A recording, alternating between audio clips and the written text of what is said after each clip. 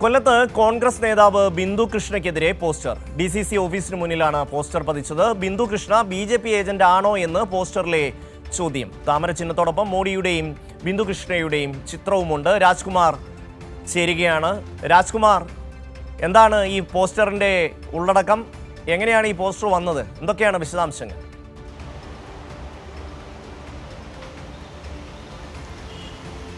ഇക്കാര്യത്തിൽ ഒരു hidden agenda ഈ പോസ്റ്റർ ഒട്ടിച്ചവർക്ക് ഉണ്ട്. അവരത് പറയാതെ പറയുകയാണ്.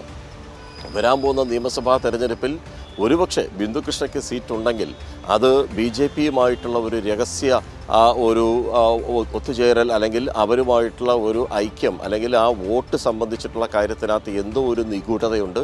ആ നിഗൂഢതയുടെ ഭാഗമായി പല കാര്യങ്ങളിലും ബിന്ദുകൃഷ്ണ സ്ഥാനാർത്ഥി നിർണയങ്ങളിൽ ഇടപെടുന്നു. അവർക്ക് വേണ്ടിയുള്ള ചില ആളുകളെ ജയിപ്പിക്കാൻ വേണ്ടിയുള്ള ചില കളികൾ കളിക്കുന്നു എന്നൊക്കെയാണ് ഇതിൻ്റെ പിന്നിലുള്ളവരുടെ ആരോപണങ്ങളാണിതൊക്കെ.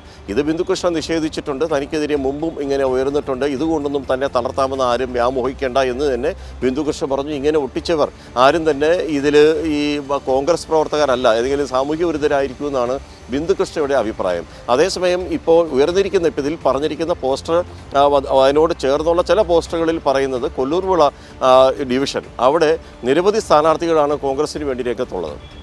അതിൽ അംസത്ത് ബീവിക്കായിരുന്നു ഒരു ഏറ്റവും വലിയ ഒരു മുൻഗണന എന്ന നിലയിൽ. പക്ഷേ അവിടെ മഷ്കൂർ എന്ന് പറയുന്ന ഒരു വ്യക്തിക്ക് നിലവിൽ NSS യൂണിയൻ്റെ ഒരു നേതാവ്, കോൺഗ്രസ്സിലെ ഒരു നേതാവ്, ആ നേതാവിൻ്റെ തന്നെ ഒരു സ്വന്തം ആളായ മഷ്കൂറിന് ആ സീറ്റ് വിട്ടുകൊടുക്കാൻ ഒരു തീരുമാനം, ഒരു കളി നടക്കുന്നു. അതിൻ്റെ പിന്നിൽ ബിന്ദുകൃഷ്ണയാണെന്നുള്ളൊരു ആരോപണവും ഇതിനകത്ത് അവർ ഉന്നയിക്കുന്നുണ്ട്. അത് ആ പോസ്റ്ററിൽ തന്നെ പറയുന്ന കാര്യമാണ് ഞാൻ ഈ പറഞ്ഞത്.